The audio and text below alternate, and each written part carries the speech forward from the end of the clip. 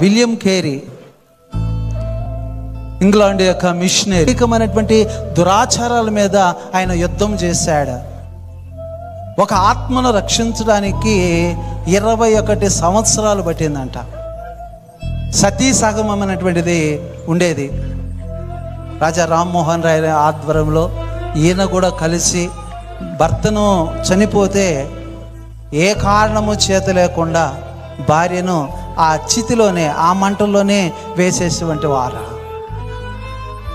అటువంటి దుర్భరమైనటువంటి పరిస్థితులు ఉన్నప్పుడు ఆమెకు దూకాలా, లేకపోతే ఆమెనే వాళ్ళు నెట్టివేస్తారు.